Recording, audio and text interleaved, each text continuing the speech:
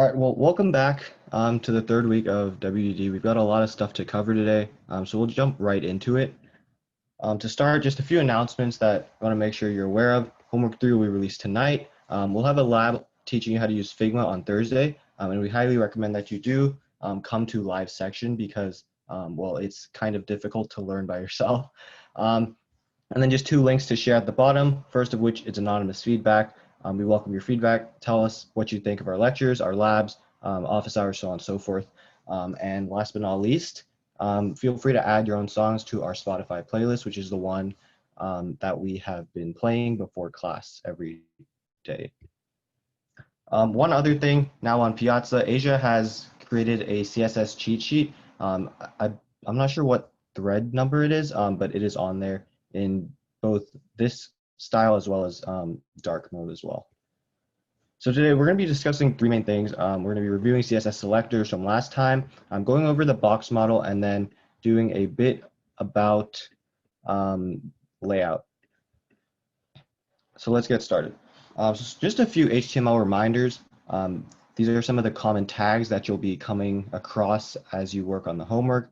So the head is just a special part of the HTML document, as we discussed a couple weeks ago, I think 2 weeks ago. It's sort of like, well, the copyright page on the HTML itself, but the search engine and any other bots that are crawling your page will see it.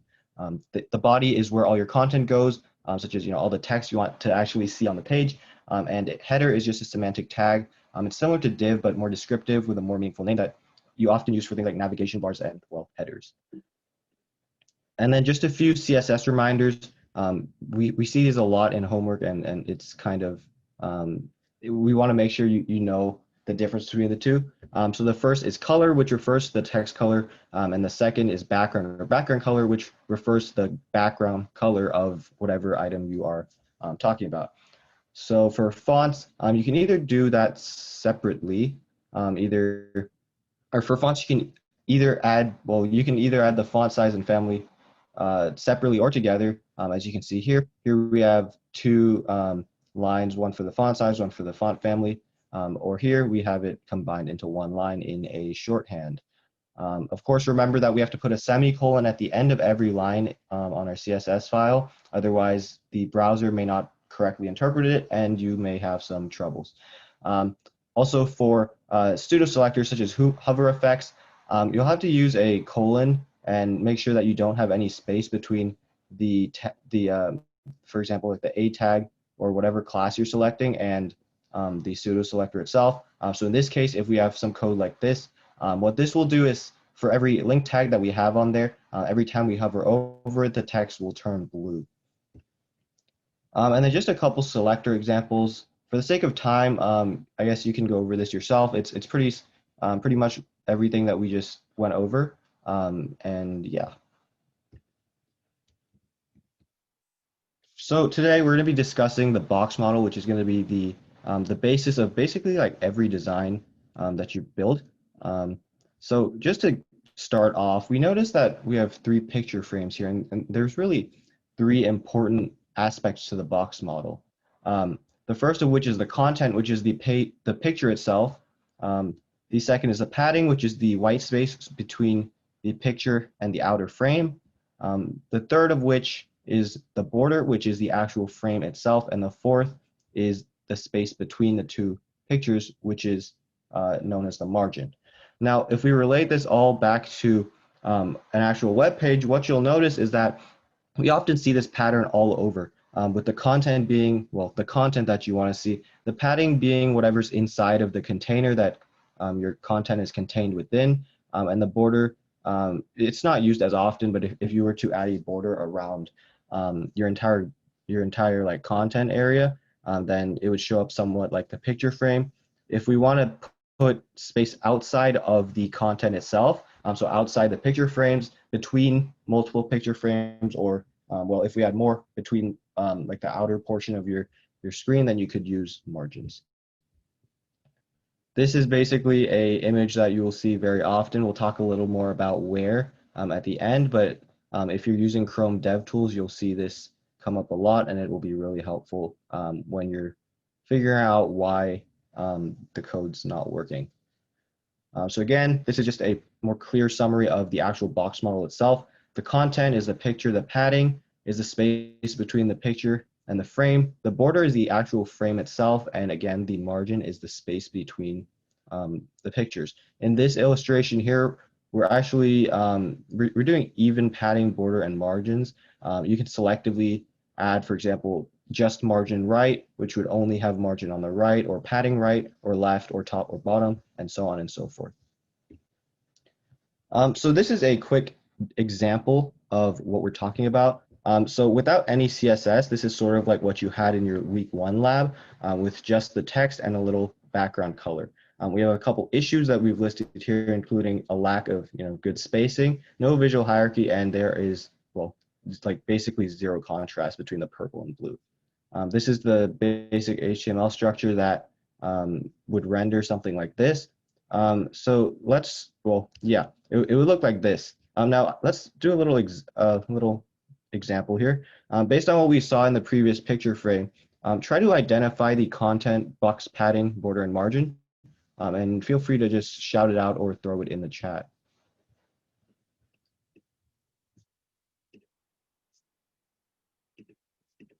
Or you can say, I don't know, and then I can show you.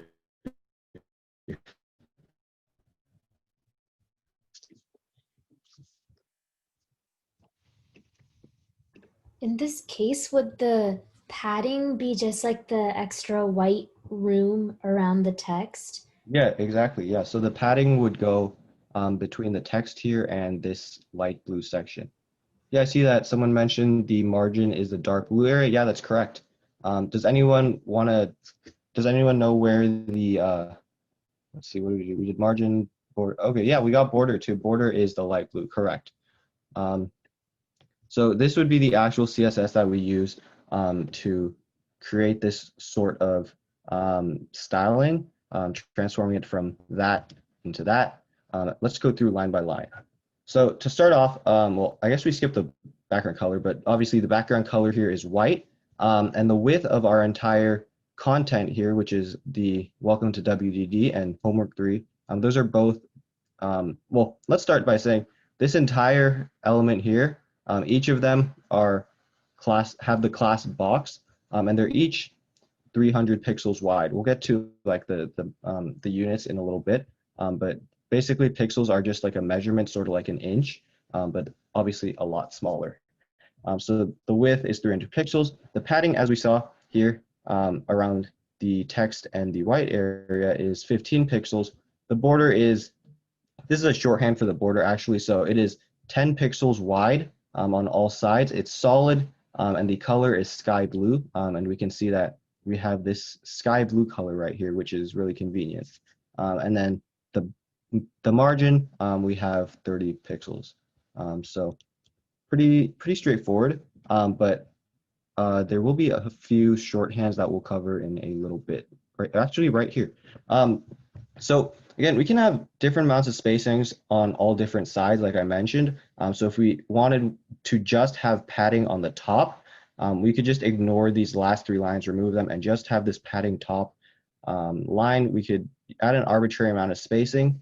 And one thing I will mention is that we often get people coming to ask, how do I know how much spacing? And really, there is no one answer that fits for every single website. It's really just trial and error, and eventually you'll start, I don't know, maybe like you can start at like 15 pixels and then go up or down depending on whether or not you want more or less, and eventually you will find a layout that looks good. So we have margin and padding, both of which have the top, right, bottom, and left options, and we can go through and label our own or assign our own spacing on each side individually. So just another example of using different spacing. On this blue example right here, we have padding top as 10 pixels, right as 20, bottom as 30, and left as 40, which you can clearly see results in a different amount of padding on all 4 sides of this content area. We also have the shorthand here, which in one line is just 10, 20, 30, 40, with it identifying the top, right, bottom, and then left in that order.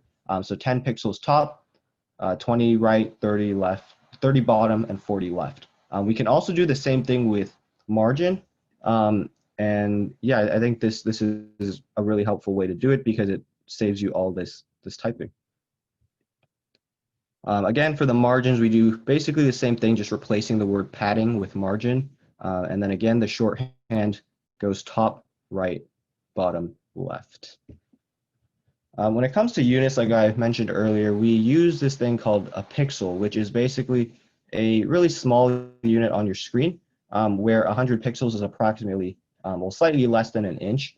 It's great for using it, or it's great to use pixels when you know exactly how big it wants to be. But be warned that if you do use a fixed pixel, amount, then you could potentially run into issues when it comes to responsive design when your content is larger than your screen, for example. Why is it not there?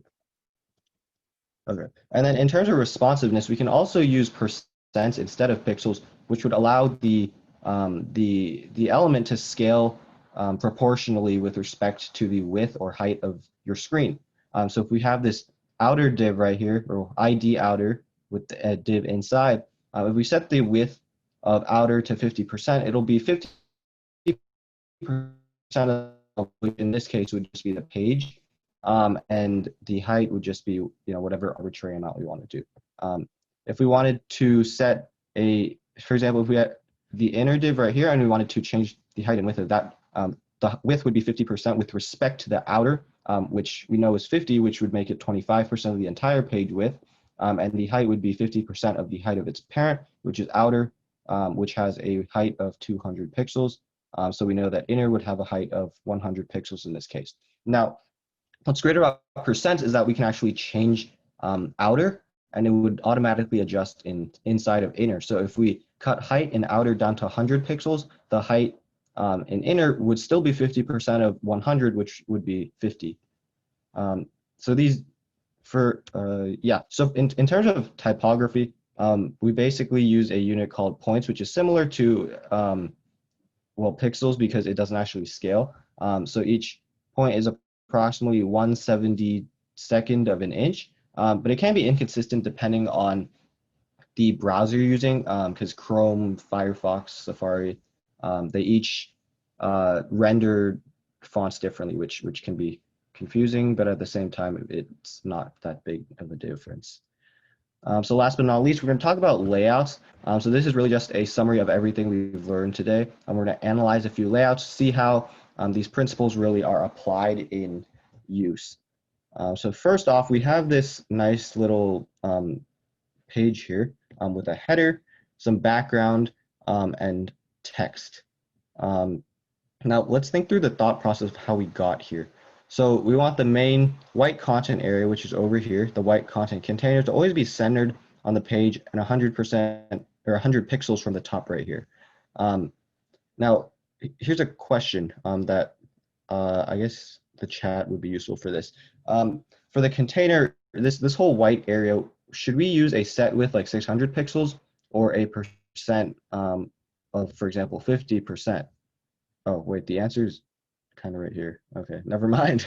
But yeah, basically it would depend on, normally you'd probably use a percent for most cases, but if you really do need a fixed width, then you can use pixels. Now, taking a look at the code for how we got here, we have the HTML right here, we have the header, which we saw here, and the lorem ipsum text, which is over here. We have a lot less here, but it's just, to signal that it's there. And then we have the style right here. Now, what do we need to do? The white container right here needs to be centered 100 pixels from the top, have a 600 pixel width, and contain this heading and the text. Now, in order to do that, we can transform that into this CSS right here, with the width being 600 pixels, and then setting margin left and right to auto, which is actually an interesting thing that you want to write down or remember, because this will automatically center the container within its parent element, which in this case is the page. And then we also set the margin top to be 100 pixels, which is exactly what we want. In terms of shorthand for margin, we can also simplify this down to margin auto, which means that you would have auto margin on on all the top, right, bottom, and left. I think that's reversed on Zoom actually. So top, right, bottom, left. Um, but yeah, this would make your item to basically center on the entire page as a whole, both vertically and horizontally. Now, one question we do get is how we put stuff one next to the other. So often you get items by default where they can't really fit next to each other, and they end up having to sit one on top of the other because they're just a little too wide. And we really want to make this page look more like this. So there are a number of CSS display properties that make this possible. As we saw here, this is more like the display block, where everything goes on its own line, regardless of its width regardless of its width. So even if we have something this small, we theoretically could fit the first and second element next to each other, but because we're using display block, they'll each take up the entire row that they're sitting on. Now, the second one is probably what you'll use most often, which is inline block. It's basically the medium between the two, but let's come back to that after we do inline. Now, inline block is basically having everything on its same line and overflowing when you then are whatever container they're in. So for example, here we have the two elements from here. They both fit on the first row, so they go there. But the third element, if we were to add that onto the first row, it would overflow, so it slips down to the second. And then we have some more elements here as well, and you can see that they all follow that sort of pattern. In terms of inline block, oh, well, sorry. One of the main things about inline that you want to be careful about is that they do not list, they basically ignore any padding and margin that you set on your elements. So basically you won't be able to control well, padding and margin or the spacing, and everything will look kind of squished, which is where inline block comes in handy because it basically takes on the properties of inline while also respecting the margins and padding that you set for each of the elements inside the container. One other thing that comes up a lot is floats. Now, floats are a little annoying because you often have to deal with a lot of like items overflowing off the page, which is a common occurrence with floats. But if we were to use inline block and float left, basically what float does is shift everything to the left, so that we sort of get this sort of appearance. Well, okay, this image is a little, well, yeah, it's probably a poor example of a difference between that. But basically, a float will push everything possible to the left, and then again, if it gets too wide for the page, it'll float down. But you want to be careful because it'll often go off the end of your page, which can lead to some headaches. So looking at this website that we have right here, the Berkeley Food Guide, this is just the basic HTML with almost no CSS, or well, a little CSS, but we've incorporated some of the elements or some of the CSS properties that we've discussed today. So when we take a look at the individual elements, we also see the padding and margin here. Yeah, so we have some basic like padding and margin along the edges, I guess here and here. These text things are pretty small, but you can see they're all inline or display block because they're each taking up their own row. But if we had them, for example, inline block or inline, then they'd all be on the same row. There's some more spacing around the restaurants. For example, those might be H2 elements. Same thing with the coffee shops text, and then some margin along the bottom of the paragraph text, I'm assuming. Now, if we were to make this look a bit nicer using the elements that we learned today, well, we get way better spacing. And we see that all these items now have, for example, here in the buttons, we get padding around each one, and then we have this little margin between each of the buttons. We also see that, oh, sorry. We also have this whole element right here, which contains the Berkeley Food Guide, as well as the 3 buttons. And we can see here that we have some margin between the 2 container elements and also around the entire the entire the wider container all around. We see the same thing here with the restaurants and coffee shop. We have some space here. Now, I'm not sure exactly if it's like margin or padding, but regardless, it'll look the same. And then, of course, we have some margin spacing down here. So to take a look at what that looks like without the text in a more visually appealing format, we have the entire container here in a div, which of course we have our header container here, which contains the H1 for the Berkeley Food Guide, as well as our 3 buttons stored inside a navigation, which is inside a unordered list. Each of our list elements contains a link element, and each list element has its own padding, and the UL has assigned, well, actually, it looks like the LI, the link tag.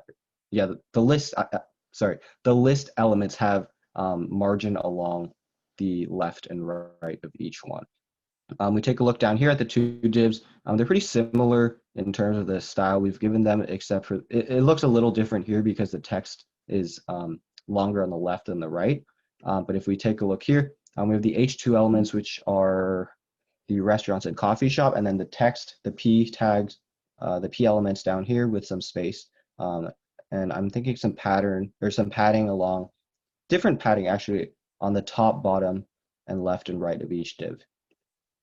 So after we make all those changes, getting this, and let's get into Chrome DevTools, which will come in handy when it comes to debugging layouts, because those can get kind of tricky. So this is honestly the best way to figure out what's going on within your code. We highly recommend using Chrome because other browsers just don't have as robust of a DevTools suite as Chrome.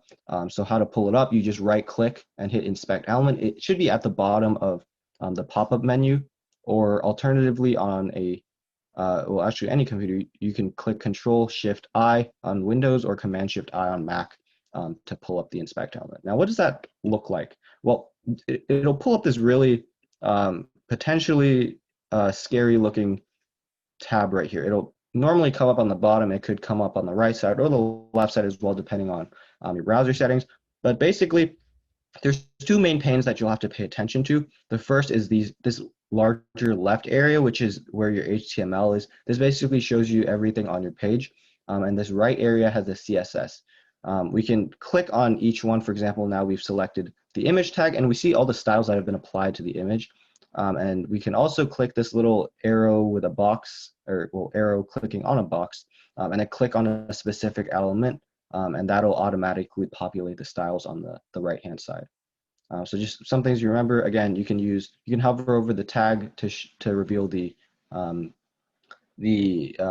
styles. You can click to see what CSS rules are affecting it. You could click on a specific CSS property and change what happens. So for example, you can click on width, change that actual property, click on 25%, and then type in your own percentage, and it'll automatically update on your Chrome browser or whichever browser you're using. You can also, again, yeah, you can edit the property or value, and also you can add new tags, new styles to see what will happen without making changes on your text editor. Now, one thing to be careful of is that when you do reload the page, your changes are not saved. So make sure that if you want to use any of the changes that you made in DevTools or in the inspector element, to put them back into your text editor before you reload to like save your modifications. Yeah, I think we actually let's just run through this really quickly. So let's think of a page as a bunch of building blocks put into one thing. We see here that we have a header bar, which is fixed because it sticks to the top. I just realized this is an old version of Facebook that isn't used anymore, but let's just keep going. We have the header over here, which is, well, the navigation bar. We have the main content, which contains everything that we see on the page. And then let's take a look at this sidebar. Now, we break it down even more, and we have this right area, which contains all the content that we see. And this left column over here is another navigation bar with a bunch of links. And then if we look in here specifically, we see this one row up here, which is the I believe it's called the banner.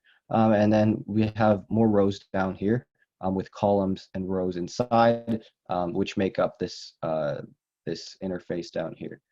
Again, we break it up again into left and right, two different columns with, again, a bunch of rows inside, and so on and so forth. Ultimately, if we were to continue mapping it out, we'd get something that looks like this.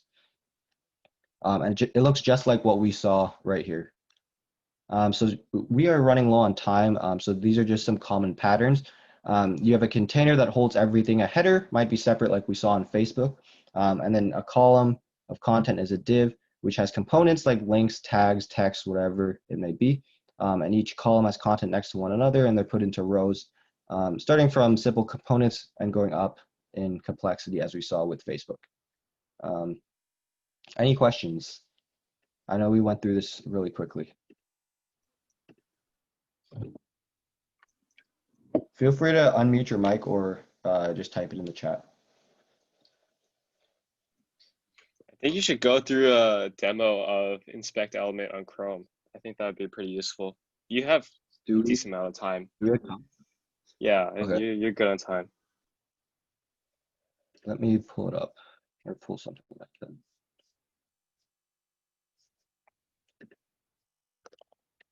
Okay, you're still seeing my screen, right? Yep. On the WDD site? Yep. Okay, cool. So pull up the inspect element, right click, and then hit inspect. And then, well, okay, by default, it'll look like this. Now, again, I'm just gonna go through and like show you a few of the features that we had in the slides. Why is this so slow? Okay. Sorry, give me 1 second. Okay, there we go. So this like video bar is just in the way of everything. So when we take a look here on the HTML, we get all the HTML structure of the entire page all the way down. So if we were to select, if we wanted to select this little page here, I could just click this button and then hit that, and then it'll automatically select the HTML element. And on this right side, I see all the styles of, well, this element right here. So we have the ID called window curriculum, and we also see that here, just to make sure that you know that. And we can make some changes here. Let's see, what should we do? Why don't we make a change to the background down here? So if we wanted to change the background color, we see that we have this thing called background image. We can uncheck that, and you'll notice that these subtle patterns right here should disappear. There we go. And they do. So now we just have a white page. Let's say we wanted to add a property. All we would need to do is click here. And then here we could type background, for example, and let's say we want it to be blue. And you see that the entire background turns blue just like that. And then as a word of warning, as I said earlier, if we reload the page, we'll see that none of these changes are actually made when it loads. There we go.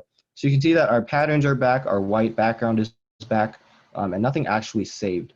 And yeah, I think that's basically all you need to know. This is also how they make those videos where it's like how to change your grade on PowerSchool. They basically go into inspect element and then change the text. Oh, I should also show that actually. So for example, if I wanted to make this class a lot easier and make a YouTube video about it, I could come down here. If my computer will work. Let's see. Sorry about this. This is just.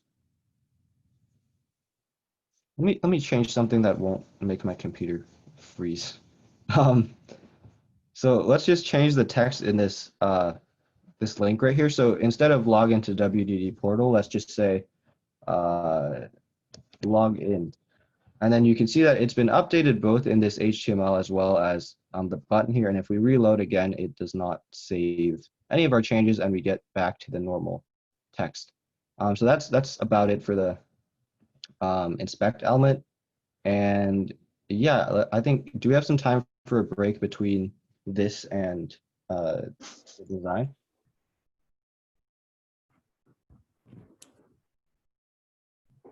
Okay. Hopefully you guys had a good break.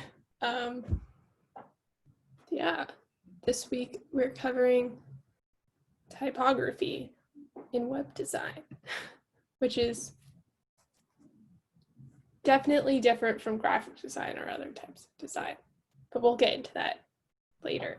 So as you can see on this starting screen, hang on. Thank you for letting me know that the break was great. Okay, yeah, you can see that there's multiple different types of fonts going on. The week 3, and in general, what we use for this class is Carla, and then the typography and web design is using Source Serif Pro. So why is this important? And that's because typography is how we absorb our information. And if you don't do it well, things can be hard to read, like this sentence and the thing that says this, or even this. And those are just a couple examples of how typography can be used badly. So this one guy said that type is a beautiful group of letters and not a group of beautiful letters. And that's kind of like what I mentioned on the previous page. You can see that the "or this" text is fancier, maybe, or more interesting than the Source Serif Pro that we were using before, but it's a little bit more difficult to read, especially in the large quantities of text. So another reason why typography is important is it evokes the personality and character of a website, depending on what fonts you use and how you use it. You might evoke different kind of mood overall to the website. So on the side, there's this GIF of Slack and their website. We love Slack. And they kind of have this sophisticated tech welcoming vibe going on, and they have a really good mix of different types of fonts. And we'll continue to learn about how to mix them properly. But yeah, branding can showcase a variety of emotions through type. This is a really cool coffee shop website that has kind of this hip graphic vibe, I guess. And depending on which fonts you use, you can change how you're branding your company. So since it evokes different emotions in different moods in a different personality, you're also kind of attributing that personality and those emotions to the company that the website is for, and in general for the product. And a lot of different websites and companies make use of this. So like different parts of their websites that showcase different products have different vibes, because then it evokes different feelings from different people and attracts the right people, hopefully. And that's something very interesting about user interface and marketing design. Additionally, more than 80% of the information on websites and in general that is consumed, I think, is expressed as pure text. So as you can see with Medium, it's mostly text. When we read the news, probably mostly text. If you want to learn about anything in depth, you're going to have to read for the most part. So let's communicate effectively with size, weight, and color, because those are the 3 things about a font that you can play around with to change what you're trying to evoke and what message you're trying to get across, other than what it literally says with the words. So how do we make typography work? So there are two main types of fonts. There's serif fonts, and those are the ones that have the little flick or the little line that comes off of it. Feels very classy and formal. This is like Times New Roman, which is the default font without CSS, as you've noticed from the previous homeworks. And also there is an example of a serif font on the right. Then sans serif fonts like Carla, Arial, Helvetica New, you know, a bunch of other popular fonts. It doesn't have a flick, feels a bit more modern. And yeah, the example of that is on the left at that little bit of alphabet. So yeah, here are two different websites that evoke different personalities and different vibes. So like Vogue, I've said vibes so many times. That's all I'm just realizing just now. But yeah, Vogue is an older company. It's trying to show that it's classy, reserved, refined, intellectual, I guess. So they use serif fonts for their branding and for most of their website. Then the Nike website, they want to appear to be more modern, more technical. You see the graphic with the shoe has all these like little things jutting off of it with other sans serif fonts, and kind of the whole look together gives you a feel of like this is something sophisticated and technical in a different way than the Vogue site.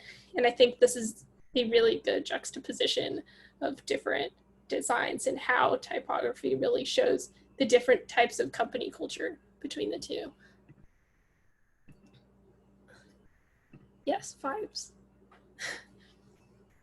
Also, a quick question before I continue. Can you guys see when I open the chat? Because I know sometimes it'll show up as a box over the slides. Is that happening here? Nope? Okay. Thank you. I just wanted to make sure. It seemed important. Okay, but yeah.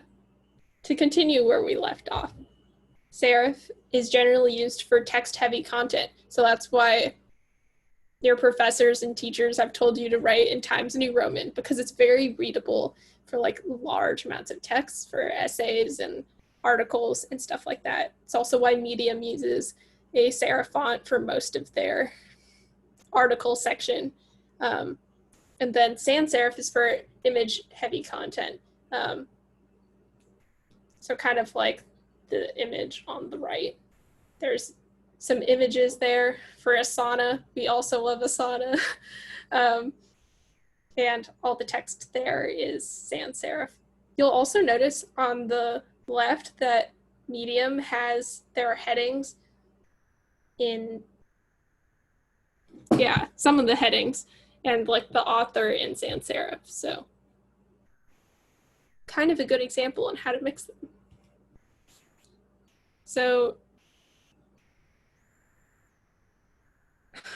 this is about creating proper hierarchy of text. And this seems relatively obvious, probably, especially since Notion and Google Drive will do this for you for the most part. But larger sizes look better bold, and it kind of double emphasizes how important that thing is. So like titles, H1 headings, etc. Then medium is kind of for subheadings, less prominent, important things.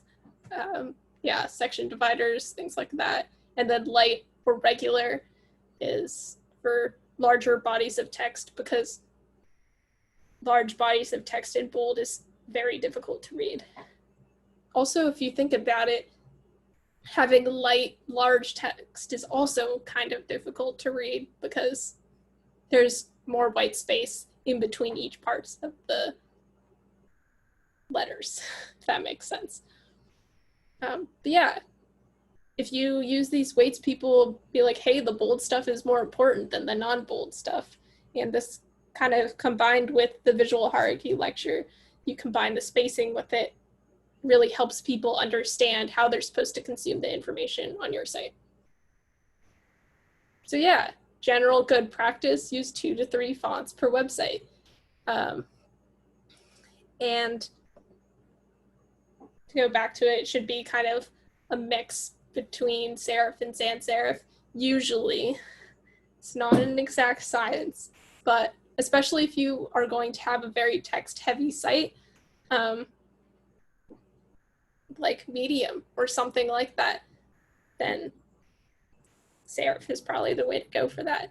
And just in general, it makes the site more interesting if you have more than one, and having 2 or 3 keeps it cohesive without becoming just interesting, without becoming distracted.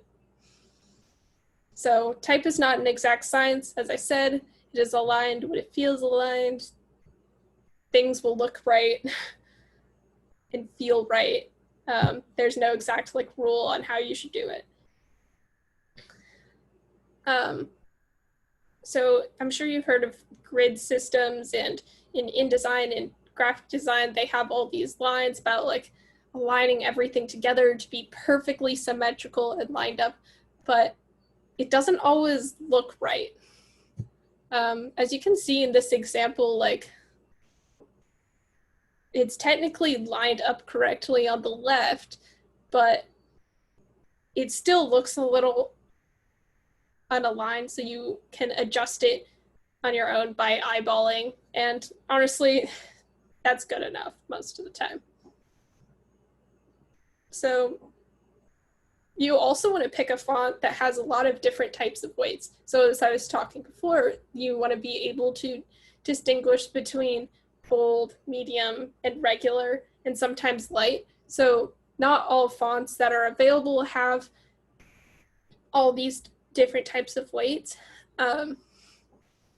So in general, it's good practice, especially if you're going to be using one font more than the others on a website. You want to pick one that has a lot of different styles. So yeah, in general, this is kind of like what we were talking about in the visual hierarchy, but spacing makes things more readable. So in the same way that you wanted space between things to be able to see them better and give importance to them, we kind of want that to be the same thing with text. It being in like this kind of tight paragraph is definitely much more difficult to read than when it's more spaced out. So like definitely 1.2 spacing is the minimum that you want to go to. 1.5 to 2 is generally pretty good, especially for very long bodies of text, but general, whatever seems appropriate. Also, if you cut down the text width, it changes how it'll be viewed and how readable it is. So 40 and 70 characters per line. If it's too long, kind of what we mentioned, it's going to take forever to read from one side to the other, and it's just much more readable for you to condense it down. The 40 is especially good for phones, or like when you're wrapping text around an image, and 70 characters is more for like reading longer sections of text. And yeah, this is kind of an intro to color, which I think is next week. And you want to use contrast. So here's an example of a lorem ipsum button. I don't know why you would need that, but as you can see on the top right, the lorem ipsum on top of that light green is much less readable than the lorem ipsum at the bottom in green. And that is because the line weight can help differentiate between the two colors, especially when the colors are so close together in terms of contrast. But we'll talk about that more next week. And then here's in dark mode. Again, you can tell that there is higher contrast here. All of the lighter colors kind of pop more. And as you can see, it's easier to read the ones that have more contrast. So the white with the bold black and the green, the bold white. Yeah, pretty sure that makes sense. Let me know if it doesn't. But yeah, just a quick summary or recap. You don't need to nerd out over typefaces. You can just pick one that looks nice to you and looks readable. Think of type as blocks for how you want to shape it and for coding reasons. Align with your eyes, not necessarily with the grid. Hierarchy comes first, so readability and hierarchy of importance on the page. Use contrast. Make sure the text color is readable against the background. And you can play around with line weight and text weight to make sure that that's possible, and then fine tune with spacing, and then voila, you have great typography. So yeah, I mentioned you just choose a font, but like, how do you do that? So start with one as your kind of main website font, and keep in mind what your site is supposed to be doing and how much text is going to be on it.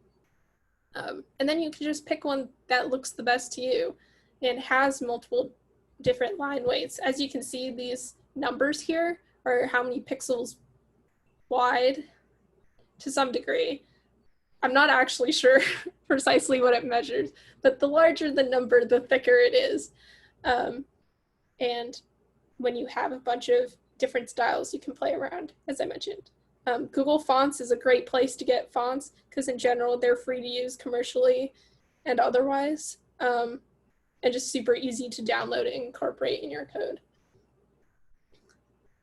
But there's also a lot of other sites that have fonts for you to use, and a lot of people on Twitter or social media make their own new fonts that, you know, kind of all look the same if you're being honest. Yeah, Type Sample is another one. Here's some examples of like fancy fonts that you can use that are pretty great and pretty common. Then there's What Font, and I think that's a Chrome extension that lets you roll over text or click on text on a page and it'll tell you all the different things about it. So the font family that is part of, like, if it's in a different style, the font family is the font name, basically. What style it is, what the weight is, what size the font is, you know, everything that's on here. And that's super useful for getting inspiration because you're like, wow, I really like this website. How can I replicate this or be inspired by it in my own work? And if you just know the font, it just helps you so much. Then Get the Font. It's a little bit more chaotic because not all of these fonts you have rights for, but it has a lot of them. And you can download them into different formats. There's also Type Wolf, and I think they have a newsletter that'll send you a summary about what trends in typography are right now, and that will just keep you on top of it in general. That's kind of cool. If you're interested, you can look into that. They're all linked in the slides. But yeah, there are exceptions to the rules that I mentioned. And there are so many different fonts that are out there, so many different ways that you can use typography to create the vibe or the mood that you're looking for your website, or just evoke what you want to evoke. So I'm gonna go on a brief tangent, very brief tangent before we end, and is that fonts don't only apply to English, and there are actually fonts that are specifically for other languages. Like one of the TAs found this. It's Korean Google fonts. It's someone's personal project, I'm pretty sure. But yeah, they make fonts for Korean, which is really awesome.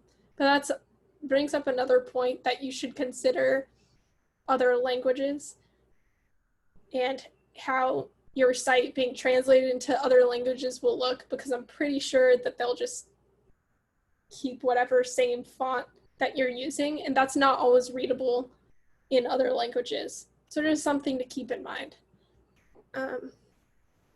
Yeah, then this is an example of people making their own typography, and this is specifically for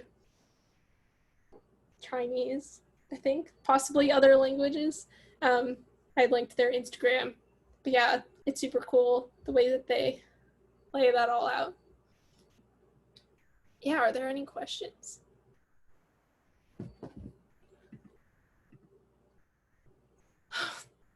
Sorry, it's Japanese. Ooh, so type as blocks. Let me go back.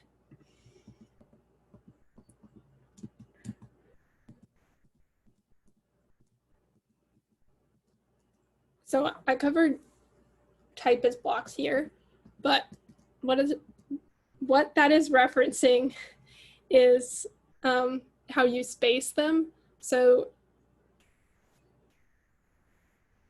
you want to think about how long the paragraphs are and where they're going to be and how they're going to be used. So depending on where the paragraph is on the page, or whether it's part of a longer story or article, the spacing of it changes. But also knowing how wide the text width should be, or just generally where it should be located. It's more of like a strategic way of thinking about different parts of your text. So kind of manipulating your text as different blocks based on paragraphs lets you more strategically move things around within your website and your design.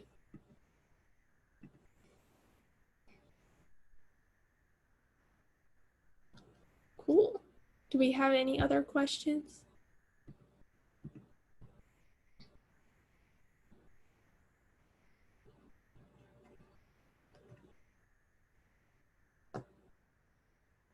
I mean, it's not looking like it.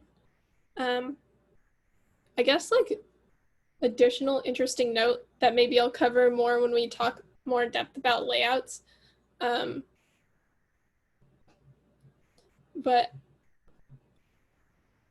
I'm trying to figure out how to phrase this. Or wait, there might actually be another question. Yes, thank you, Howie. Please come to our lab this Thursday for Figma tutorials. I guess I'll talk about that instead.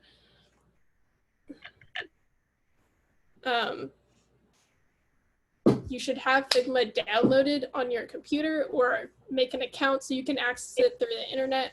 I recommend using your Berkeley email for simplicity.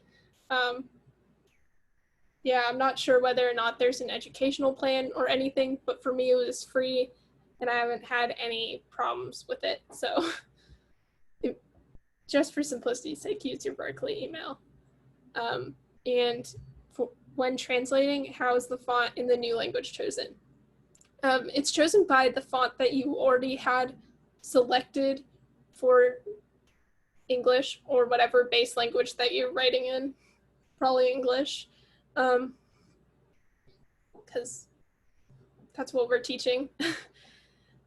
But the problem is that a lot of fonts, especially like display fonts, which are they're kind of like the prettier fonts that they only have one style or one weight, those are often super difficult to be translated into, and different characters from different languages are just like not readable in them, or just straight up not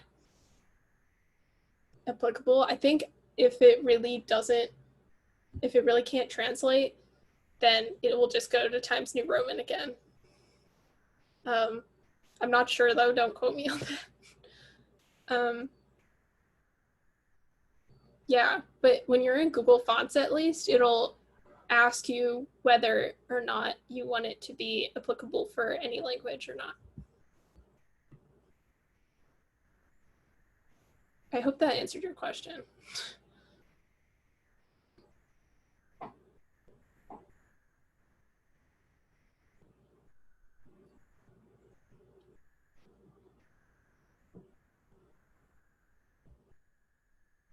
If there are no other questions,